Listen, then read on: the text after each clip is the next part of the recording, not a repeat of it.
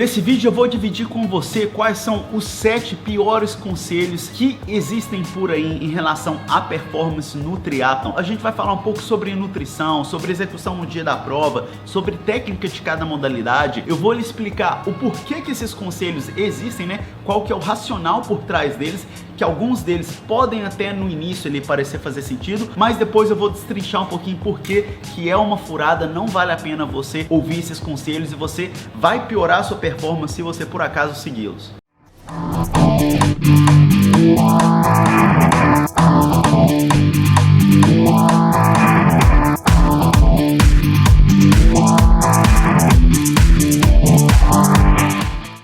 Olá, aqui é o Vinícius Santana, treinador de triatlo da Iron Guides. Lembrando que eu coloco um vídeo aqui no canal todas as quartas-feiras pela manhã. E se você quiser aprender mais sobre triatlo, assine aqui o canal e aperte o sininho de notificação. E você precisando de ajuda para estruturar seus treinos, entre em contato pelo nosso site ironguides.com.br. O link está aqui na descrição desse vídeo. A gente tem programas de treinamento de triatlon e de corrida de todos os níveis, aí, iniciante, intermediário e avançado, e de todas as distâncias. No vídeo de hoje, então, vamos discutir os 7 conselhos que, na minha opinião, vão te colocar em uma furada, e por mais que as intenções sejam boas, ou então por mais que esses conselhos podem até funcionar para determinadas situações que não seja o triatlon, talvez para as modalidades separadas aí do triatlon, se você aplicá-los aí no seu processo de treinamento, ou então durante, antes da sua prova de triatlon, você vai acabar piorando a sua performance. Para praticamente todos esses conselhos que eu rebati aqui, eu já fiz um vídeo exclusivo sobre o assunto, então se você tiver interesse em aprender um pouco mais sobre qualquer um desses pontos, eu vou deixar aqui na descrição também o link para todos esses vídeos, em que eu vou explicar com mais detalhes aí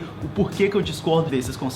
Vamos lá, o primeiro conselho aí inadequado, que na minha opinião é errado, mas é bastante popular. Treinos de base devem ser longos e lentos. Então, qual que é a ideia por trás dessa frase, por trás desse conselho e o porquê que eu discordo disso? Vamos lá. Treinos de base devem ser longos e lentos. Quando a gente fala da base, né, dessa fase do treinamento para esporte, ela vem de esportes tradicionais, como a natação de piscina, o atletismo de pista. Então são eventos de curtíssima duração. A gente tem aí, né, talvez os 50, 100, 200 metros da natação, que os atletas profissionais vão fazer ali 2 minutos para 200 metros, talvez, né, no caso aí do feminino, alguma coisa do tipo. Então são eventos ali que duram no máximo aí a natação de piscina. O evento mais longo no masculino seria os 1500, que dura mais ou menos ali seus 15 minutos, né? E o atletismo seria parecido também, com exceção da maratona, que a gente não tem a maratona na pista, ou então a meia maratona. As competições de pista no atletismo, a mais longa seria os 10 mil, só fica mais rápido ali. Então 10 mil ali para o homem, um pouco abaixo de 30 minutos, para a mulher um pouco acima ali de 30 minutos, na maioria aí, né? Então são sempre questões de minutos. Então qual que é o problema disso e o porquê que o triatlon é diferente? Primeiro a gente tem que entender que tem o triatlon de prova curta e o de triatlon de prova longa. Quando a gente fala sobre base, o que é a base? É você ir de uma forma física geral para a forma física específica do seu evento. Então, no caso do atletismo ou então da natação de piscina, o treino de base longo, lento, ele faz isso. Você pega aí um nadador de velocidade, durante a base ele vai fazer mais volume, ele vai trabalhar componentes da forma física que não são específicos para a prova de velocidade, e à medida que a prova for ficando mais perto, ele vai aumentando ali a intensidade e diminuindo o volume. Já o triatlon é diferente, principalmente o triatlon de longa duração, o meio Ironman ou o Ironman completo. Então, se você for fazer ali o treino longo e lento, longe da prova, vai chegar durante a prova, você vai fazer um treino que não é específico para sua prova longa. É claro que a prova curta é um pouco diferente. É claro que assim, prova curta, a gente pega um triatlon da distância olímpica, um atleta amador de nível intermediário vai fazer 2 horas e meia, 3 horas, né? Um atleta iniciante acima disso, ainda é uma prova extremamente lenta. Então tenha cuidado para que você não caia nessa frase que é famosa aí no treinamento de esportes no geral, e faça uma adaptação para o triatlon. A minha sugestão seria, se você estiver treinando para uma prova longa, procure primeiro trabalhar velocidade, procure ali talvez há 5, 6 meses, 4 meses antes da sua prova longa, trabalhe provas curtas, então procure alguns eventos de short triatlon, então da distância olímpica, tente treinar especificamente para aquele evento. Depois, talvez faltando ali uns 2 meses para sua prova de Ironman,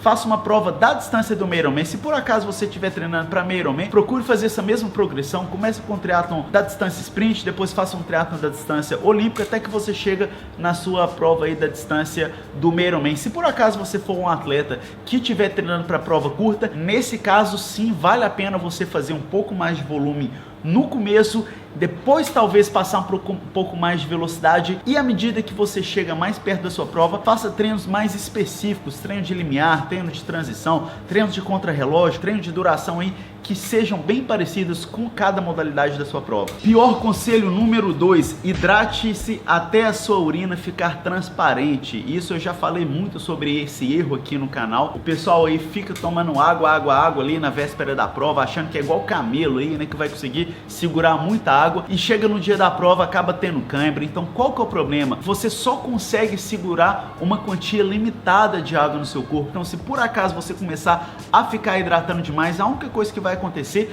você vai acabar urinando, ele diluindo seus sais minerais. Então principalmente se você estiver tomando somente água pura. Então não exagera, minha recomendação é beba água somente para matar a sua sede, não tente ali se encher de água, porque aquilo ali vai só aumentar uma chance de você ter cãibra no dia da prova. Terceiro conselho, que é uma furada aí, seria alimente-se com muita quantidade na véspera da prova. Qual que é a ideia por trás disso e o porquê que não é uma boa ideia você fazer isso? A ideia é você quer ali repor todo o seu estoque de glicogênio muscular, mas você só consegue, a gente pega aí um atleta de mais ou menos 70 quilos, ele consegue aí talvez 500 gramas de glicogênio muscular. Então pensa só, 500 gramas de carboidrato, fora que você também não vai vir de um estado que você está totalmente depledado ali, né?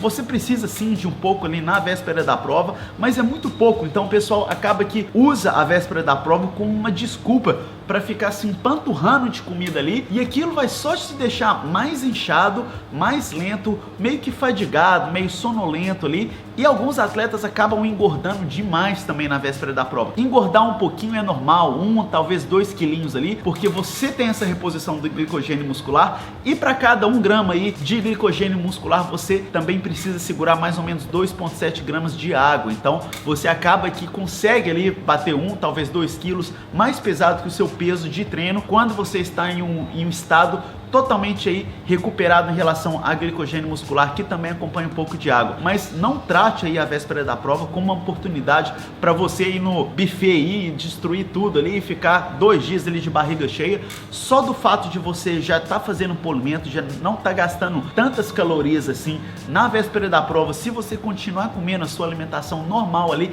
aquilo já vai ser suficiente para você repor ali o seu estoque de glicogênio muscular, que é, entre aspas, ali o seu tanque de gasolina. Ainda falando sobre estratégias ali para a prova, a gente conversa muito sobre o polimento ali, né, sobre o descanso da prova. Pessoal de prova longa, principalmente aquele que eu falei no começo do vídeo, que fez a parte da base errado, o cara chega ali faltando 1 mês para a prova, ele já não aguenta mais treino de Ironman, ele tá totalmente fadigado, vai falar, quer saber, eu já vou começar a descansar. O que que acontece? Ele começa a perder a forma física à medida que a prova fica mais perto, e aquilo causa um pânico mental ali, é uma situação horrível. Eu já passei por isso como atleta na época que eu seguia essa linha. Então algumas das experiências que eu divido aqui foi experiências que eu tive como atleta. Então qual que seria o ideal para uma prova Ironman? Você começar a fazer o polimento ali 2 semanas antes da prova, para uma prova de 70.3, talvez 9 dias antes da prova, mas faça bem aos poucos. Entenda que os primeiros dias você vai continuar fadigado, mas o que você vai acontecer à medida que você ali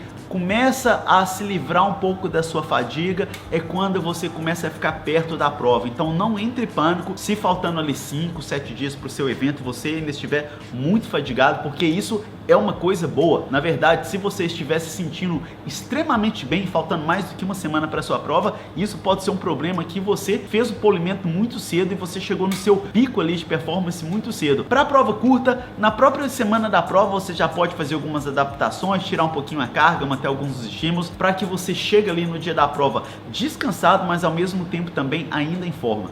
Uma outra dica aí que também acontece na semana da prova, que eu não concordo, é o pessoal que faz uso da cafeína para performance e que fala que, olha, na semana da prova não faça mais a ingestão de cafeína. Então a maioria dos atletas utilizam o próprio café preto aí, né? A cafeína é uma substância que se você tiver uma tolerância alta, ela vai te fazer se sentir normal, vai te fazer se sentir bem, que você consiga executar os treinos ali normal. Então o que acontece? Por mais que existe sim esse processo, que se por acaso você ficar alguns dias sem fazer a ingestão da cafeína, ou então diminuir um pouco a quantidade, você diminui a sua tolerância e no dia da prova, aquele efeito da cafeína vai ser ainda mais forte, você pode aumentar a sua performance ainda mais. Isso é verdade sim. Porém, qual que é o problema aqui? Se por acaso você tentar reduzir a sua tolerância somente na semana da prova ali, você vai se sentir muito mal, vai se sentir muito fraco, aquilo vai te afetar de uma maneira, pode afetar, né, de uma maneira muito grande ali a sua confiança, e você pode acabar tentando compensar um pouquinho,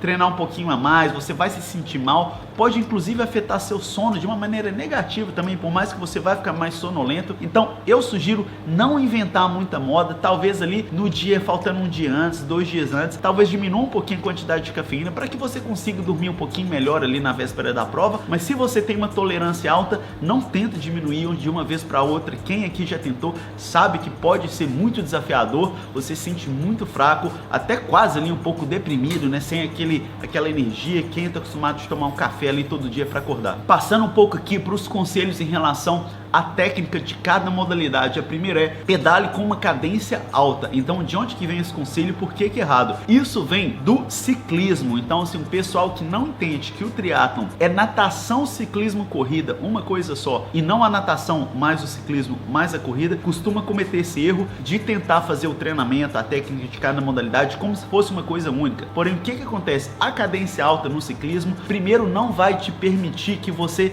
deixe a sua frequência cardíaca cair ali da natação, e aquilo vai trazer uma fadiga ainda maior para a parte da corrida. Então, tanto uma fadiga neuromuscular, porque você só consegue sustentar uma cadência por tanto tempo, assim como também a fadiga em relação à sua frequência cardíaca. E quem pedala com uma cadência alta costuma aí precisar trabalhar, por mais que a velocidade pode ser um pouco mais alta, se velocidade máxima fosse o seu objetivo, que não é, no triatlon a gente quer eficiência. Então se você segurar um pouquinho na sua cadência, trabalhe com uma cadência ali, dependendo um pouquinho ali do seu perfil, da sua prova, mas alguma coisa ali entre 70 e 80 rotações por minuto, aquilo vai te permitir uma maior eficiência e que você consiga trabalhar uma frequência de passadas maior na corrida e consiga ter uma corrida de sucesso. Então é uma estratégia, uma técnica aí específica do triatlon, em que a gente visualiza o ciclismo está entre a natação e vai te levar até a corrida o mais eficiente possível. Então tenha cuidado aí ao ouvir palpite de ciclista, de treinador de ciclismo aí, tentando te ajudar, por mais que as intenções sejam as melhores possíveis, pode ser que os conselhos vão ser errados aí, que é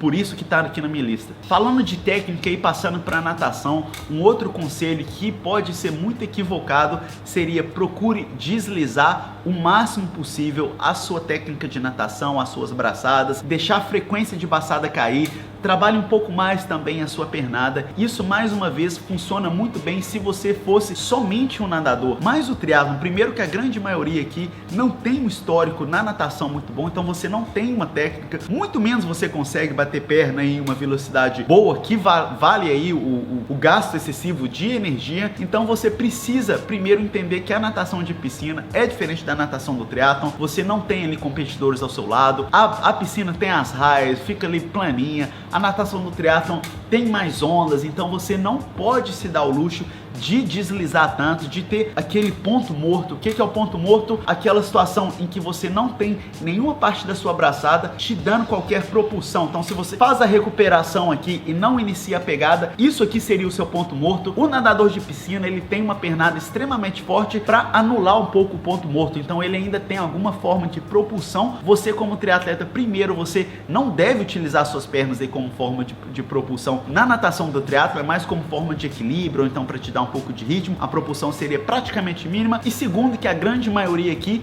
nem consegue, não tem a técnica, não tem a flexibilidade de tornozelo para você nadar de forma rápida e somente batendo perna. Então foque aí numa técnica de natação específica pro triatlon. Então esse foi o vídeo de hoje, pessoal. Eu queria que você dividisse aqui na sua opinião. Eu não necessariamente vou concordar com você, mas o que você acha que é uma furada que você vê muito aí, seja em revista, seja em artigos, seja em vídeos aqui do YouTube, às vezes até palpite meu aí que você não concorda. Se você gostou desse vídeo, por favor, dê uma curtida. Até a próxima e bons treinos.